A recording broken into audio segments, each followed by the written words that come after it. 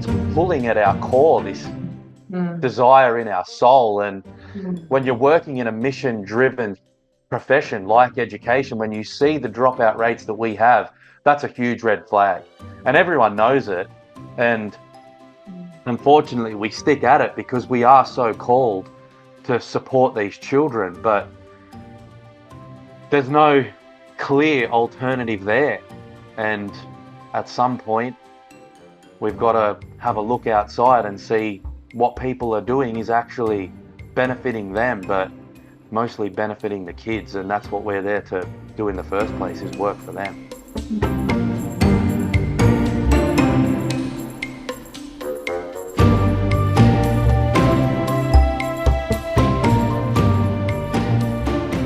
Hello, Quanta folks, and welcome to another episode of Alchemising Education, our little sister podcast for Vakerschuds. I am Jodi from QuantiMama. Hello, everyone, and I'm Kerri from QuantiMama. Yes, you are. And today we have a beautiful man, a guest that's going to, I think, crack parents' hearts wide open, because this will be very much, I think, a very honest and impassioned plea for us to sit up and take note. I feel that we need to call him Mr. Zalunardo.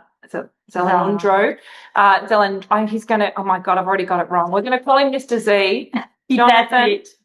Jonathan from Apogee Australia, not quite former teacher, because really you're still a teacher, but is joining us today to essentially give us a look behind Oz's curtain of what's happening in schools today. Yep. Jonathan, we're so delighted you're here to join us for this conversation. Thank you. And again, sorry for messing up your name yet again. It's been my whole life, so I won't hold you to it. But thank you for having me here, Jodi and Kerri. The honour is mine. Yeah, we're delighted. So I guess just to get right into it, we wanted to have this conversation, but essentially it is an open letter to the teachers of Australia. And I suppose if we lead from that platform or that space, why are you here? What has been, your journey, for want of a better term, but your pathway to getting to this point where you now have essentially an open letter to teachers, to the teachers of Australia? So I was a teacher, a school teacher, primary school teacher I worked in the schools for a bit over 10 years. While I was in university, I worked in the schools in the ACT, we call it a learning support assistant.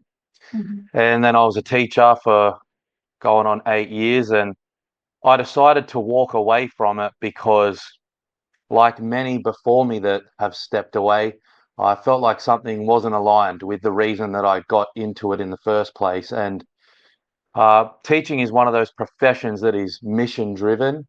There's something deeper inside of us that calls us to do it. It's not, like selling cars or, working down at the butcher shop. There's something that really calls at us to want to transmit a culture and work with these beautiful young people to teach them about the way we think we should live. And I didn't really feel like I was doing that. And I decided that for not only my own sanity, but for the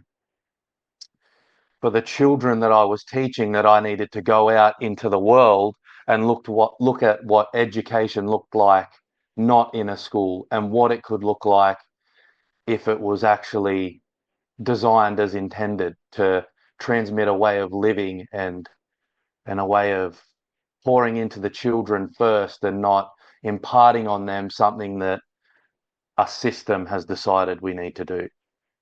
That is obviously a beautiful thing. The immediate thought I have is there's probably parents everywhere going, we need you in the schools because you're there for the right reasons. You're not jaded. You haven't acquiesced to a system that is built on overwhelm for these teachers. And we know that because we talk to so many teachers in the system trying to meet all the requirements, wanting so earnestly to be able to represent the kids, and essentially being worn down over time. How does that then look when you leave the education model, the traditional education model? What has been then your solution as what you see as an answer to what's missing or what's not being met within the school system? What's not being met? Well, when I started to have my doubts raised about whether what I was doing was right or not, the only place I decided I could look for the answer was the kids. And I worked alongside a lot of fantastic people, fantastic teachers, and I think every single one of them is a good person at their core. And they get forced into doing things that, or not forced, but they comply to the system by doing things that they see other people do as a way of trying to make it work. So I started to look not at what my colleagues were doing, but at what the kids were saying, what their actions were portraying, because that was the reason I was there, was to serve them. So I first and foremost took a step back and had a look at the way they were acting, at what the things that they were saying and what they wanted, and I took that as my cue to do what I always intended on doing, and that was serving them. So it was tricky when you're trying to play the game of school and do everything that you're being told to do on a day-to-day basis, of the reporting and all that kind of thing. But within each day, there is so much time for them to hear what they have to say and learn about them as humans and the things that really light them up. And it's funny, I've thought about this for quite a while, what made me have this sense of wanting to know what the kids wanted to do. And I have one man in my life who is sadly no longer with us. But my memory of him is that he always looked at me with such curiosity. And whenever I spoke, I could genuinely feel his desire to want to hear me speak. And I think a little bit of that got imparted on me. So I always took it upon myself to really listen to what lit the kids up. And it's pretty easy to hear what their passions are, because they come out with it straight away, what they're interested in, because that's what wakes them up every day. It's the first thing they think about. Yeah. And somewhere along the way that gets lost a little bit. But when you start digging, you can pretty quickly find what that is. And that's how I lent into the children and served them as best as I could, despite the fact that my days were often made up doing things that neither of us wanted to do, unfortunately, but there was still a lot of room for them. Jonathan, what is it that's making the job so difficult for these teachers? Like, why are they not able to do what you desire to do? So you can look at the history of schooling, and there's people that'll be able to talk about that history far better than I can. The Prussian model and the hidden lessons of schooling, all that kind of thing. I'm not an expert on that. I've done my due diligence and know a little bit about it, but we are stuck in a cycle of reporting and testing and working to the curriculum, which none of us designed. We inherited it, and it just gets passed down to us from people that came before. And I don't think anyone necessarily designed it with a sinister, motive. But somewhere along the way, we've just got caught up in thinking that we need to impart all this knowledge on these kids without actually looking at them first. And when you're working off this document, this national curriculum that is designed to give everyone a fair go, we're not actually giving that individual child a fair go. We're not leading with them first and then putting the building blocks in place for them to have the skills that might be in that document, because they don't need every single one of them. They don't need everything that's in the science strand and the history and whatever might actually be in it. I've worked off of it for years, and I can't even articulately explain what's in it. So how on earth could we expect that a child and a family is going to be able to to explain it. And so we just get caught up in this cycle of doing things that other people are telling us to do and not actually leading with our own intuition. And a lot of the people that I have worked with, they have families of their own, or their aunts, uncles. They've got this passion for working with young people, but we're not actually working with them. And so often we're working against them and making them do something that we've been told is what they need, yet every single one of our senses tells us the opposite. So we're just in total disalignment and just trying to find some clarity in each day to get us through. But unfortunately, we're working against our own intuition. That's very powerful because, you know, we talk a lot about essentially emboldening in our kids and ourselves to live in alignment.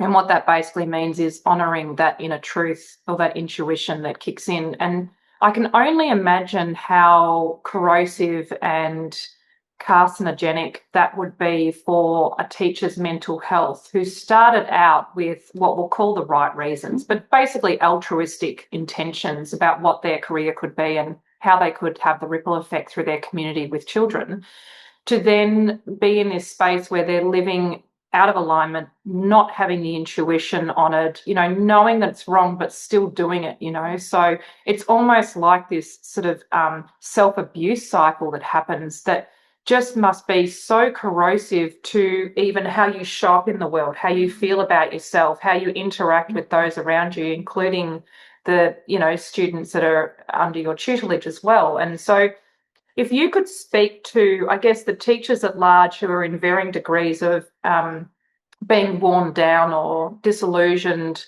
to the point where they choose to go on strike, and I absolutely applaud that, because you need to have something that captures the community's attention, that the situation needs, you know, some kind of remedial action. What do you want to say to them?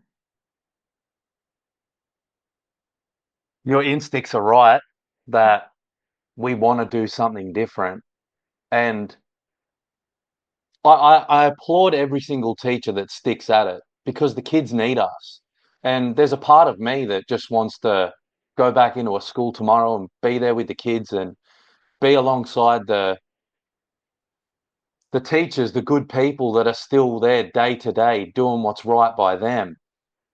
But I guess my mission and what I've decided that I want to go and do is I want to go and find a way and prove to people that this schooling system that, like I said, we've inherited isn't the only way to do it. And that, you know, we look at a child up until the age of 5, they don't go to school and they learn to walk, read, talk. They learn to do all these things, feed themselves, share. The list goes on and on. But for whatever reason, we decide that once we get to this age, we've got to do it this way. And to step outside and say, there is a different way. We can do it. And there's a whole community of people that have stepped outside of the conventional systems that are proving that to us day to day, like the both of you that have stepped out and decided that there's a different way of educating our children. And I look at this phrase, this cultural transmission, and it's one that Dr. Peter Gray outlines in his book Free to Learn, and it's one that really stuck with me when I started to look at education a little bit closer through my own eyes, and I look at what is the purpose of what we're doing in the first place. Are we just trying to build resumes for these kids, or is there something deeper at our core that we're trying to pass on to these children? And it's that way of living. I want my child to be better than I was. I want the children of my community to learn our way of life, what we hold dear, our values, our customs, to pass that on and allow them to carry that forth, but then build a better world. And inside the system that we've built, I hazard to guess that many people actually think that that's the best way to do it. Otherwise, there wouldn't be the dissatisfaction that we see. The dropout rates of teachers are what they are because it's pulling at our core, this desire in our soul. And when you're working in a mission-driven profession like education, when you see the dropout rates that we have, that's a huge red flag. and everyone knows it. And unfortunately, we stick at it because we are so called to support these children, but there's no clear alternative there. And at some point, we've got to have a look outside and see what people are doing is actually benefiting them, but mostly benefiting the kids. And that's what we're there to do in the first place, is work for them. Absolutely. And look, one of the things I really love is that, and I'd love for you to share more about the Apogee program, and I guess what it is, but why you were attracted to it, because I think, like us, you're putting your money where your mouth is. You're actually being an agent of change. We're doing it on a very small scale in our own families, a little bit wider in terms of the fact that we support other families in this as well, but you're actually showing up for the kids. And I think that's potent. It's absolutely potent. And you prove to people that it's possible too, because, the invisible barrier to change is the thing that stops people from taking that first step. So, tell us about Apogee. Tell us what were the things that made you essentially fall in love with this as an offering to then bring this to Australian families? So the story with Apogee, that's a good question. So when COVID happened, like many people, had the veil unlifted, and I started looking into different things that people were doing in education, for lack of a better term, because I saw COVID as an opportunity for us to say, all right, we're not at school anymore. Let's listen to the kids. They're at home. They're not in the room with us. So world's our oyster kind of thing. What can we do in the home that serves them? And that didn't really happen. So I started looking, and I discovered a gentleman named Matt Boudreau, who he founded 3 schools of his own under the Acton Academy banner, and then life took its course and he stepped away from those campuses. I won't go into the full details of that, and started Apogee with his business partner Tim Kennedy. And it started as a mentorship program serving young men primarily, and then that was so successful that it turned into a men's program, and now it's got programs for women and young women also. But then the opportunity came up where they started an affiliate license. So there was one initial campus that started, and that's in Austin, Texas. And I had actually gone through the process to become an Acton affiliate, and I had no idea what that entailed. I just thought, oh, this looks cool, I'll do it. Totally naive to what that would actually entail. And I got to speak to Matt while he was a Acton affiliate. And so I became a follower of his. I really resonated with his message. And when the opportunity to become an Apogee affiliate arose, I just said to my wife, Tembi, we have to do this. We have to give this a shot, because I was so fed up with what I was doing on a day-to-day basis. I was frustrated. I was going into work angry. I was still showing up because I loved being there with the young heroes, these young kids that they're just awesome. They're so much fun, and they've got so much enthusiasm, and they're so curious, and that energy that they bring you, it keeps you coming back. But I needed to do it different. I couldn't persist in this struggle that we all experience. So what the Apogee affiliate program essentially is it offers an opportunity for people to work with Apogee to create a campus of their own creation. So some of the Apogee affiliates in the United States, which I went and visited in June, they operate as micro schools, or some of them are official schools. Some of them are specifically just mentorship programs. Some of them only operate as higher education. So there's a whole range of different things that the Apogee affiliates are doing over there in the States. And what called to Tembi and I is that we really want to work with families. We see this, gap in education where parents feel like they're incapable of working with their children. They feel like they don't have the knowledge to work with their kids or provide their children with what they need. But what we've learned through Apogee is that a parent, they are the primary educator of their child. They come first. and that anything else that's alongside that is a supplement to that. So what we're creating, it's not a school, where we don't want to call it that. We've done that game. And so what we're designing is something very different. It's where the families, we work alongside them. We look at what the families desire for their children, and we have our skills that we have taken from the schooling system. We know how to teach kids to read and write and do arithmetic and all that kind of thing. We can do that. But what we're really interested in is working with mum and dad and the children to unpack their curiosity and look at what it is that they bring to the world. What's their genius? And that word genius is an interesting one, because there's this really interesting study done by NASA that actually, this is a total tangent, that tested preschool children for genius. And it came back with over 90% of kids tested for genius. But then as they aged and they continued to do this test, it evaporated. This so-called genius failed to show anymore. And they linked that to schooling. So we look at these kids, that they all have something that lights them up, their genius, their talent that they can truly bring to the world. And that's what we want to unpack. We want to give them those frameworks of being able to read and being able to write, and a good moral code, and build a community of people that can work all together in pouring into these young people and giving them something that, we didn't necessarily have, but also allowing that to align with our family values and what we believe is best for them, because a good country is built by good families. That's what we believe, and that's what we're here to do. Yeah.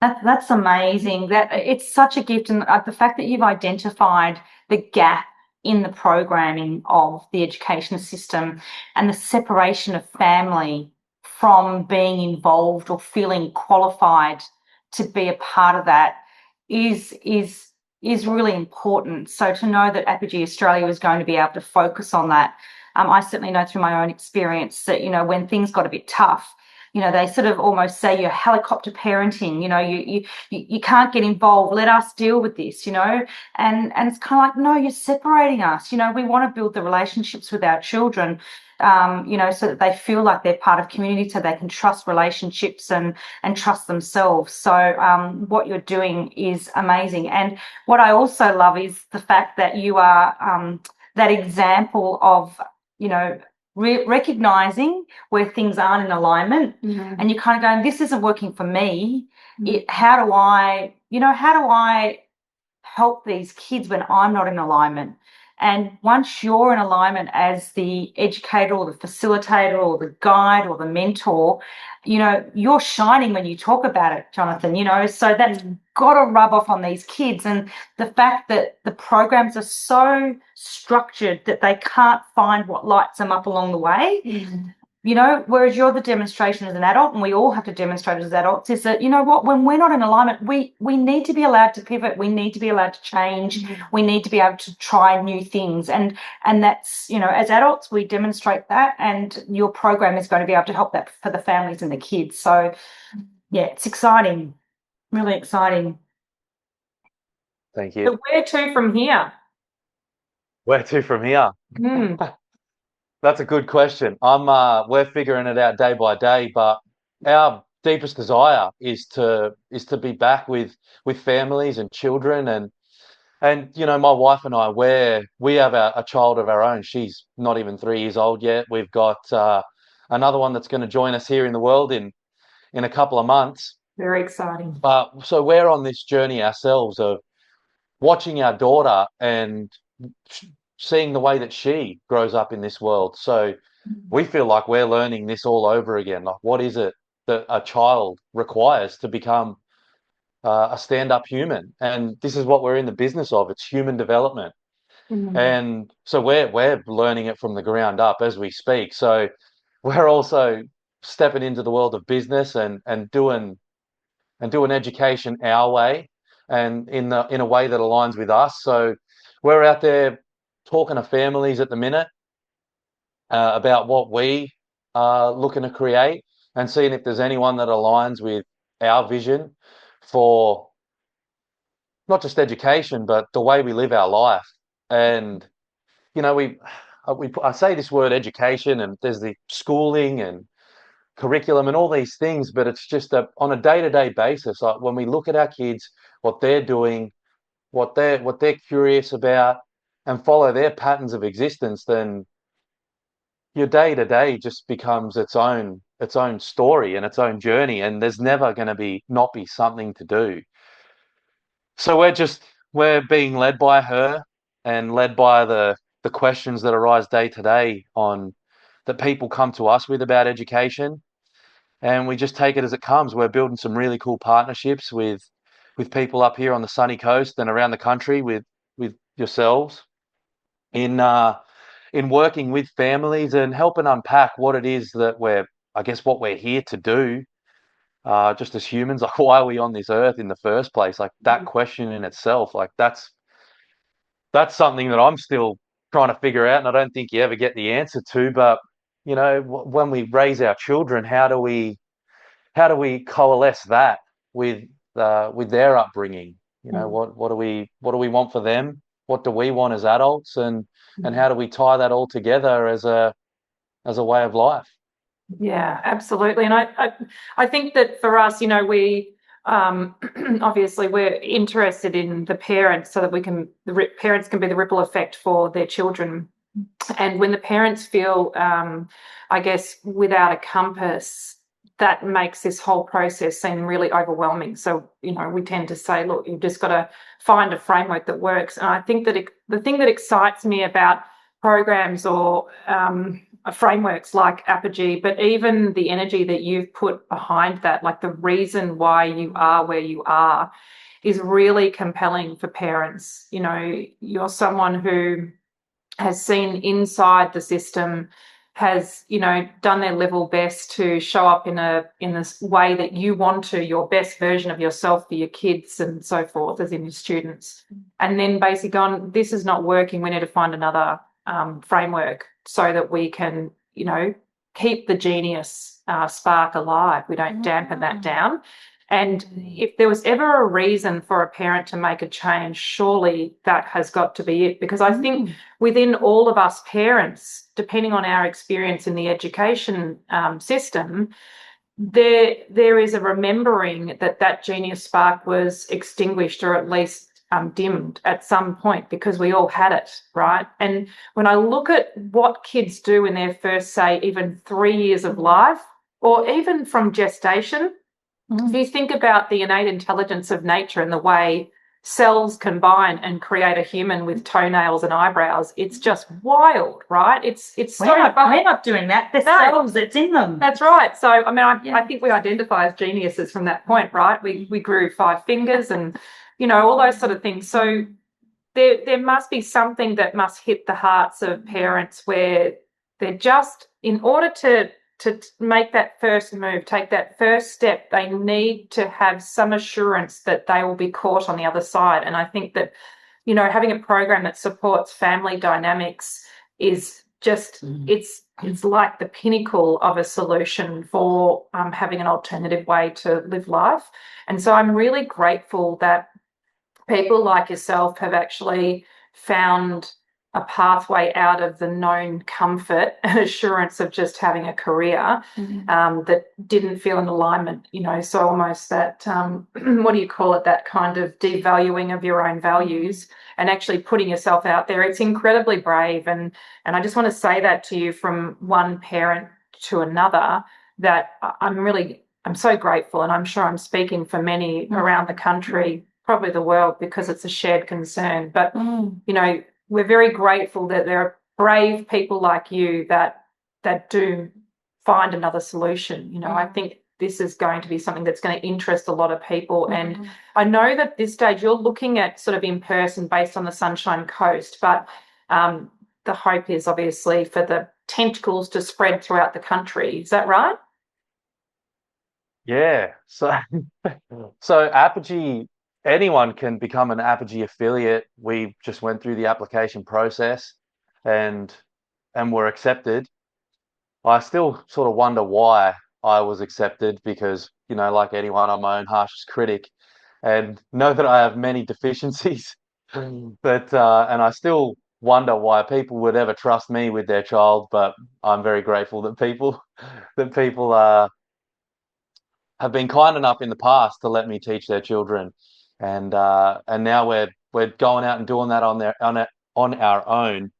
And so anyone that wants to, or if the message of Apogee appeals to them, they can become an affiliate themselves. But I guess with what we're wanting to create, we hope that we can, in one way or another, show people that there is a different way of living, of educating, and that we can maybe inspire someone along the way. But first and foremost, this is about our family and the people here that we aim to serve on the sunny coast, and that we just want to get back to the mission that we set out to do in the first place as teachers, and working with families and working with kids, and unpacking that genius, and being the hero to these kids, and just setting some good standards and living with some good values that the kids can aim to uphold. Like, we want these kids to be good people.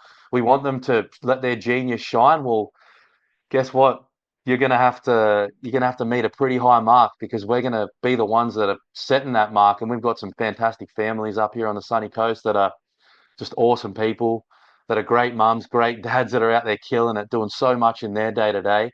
And their kids they got a high bar to meet. And as a collective, we're going to be able to really set a standard for these children that makes them incredible people. And we already know that they are incredible, and that one way or another that we're going to really make a difference for our country, because we love this place and we just consider ourselves so fortunate to be here. And I've only been on the sunny coast a little while, but this place is absolute paradise, and we just want to honour that, and do what's right by our beautiful community.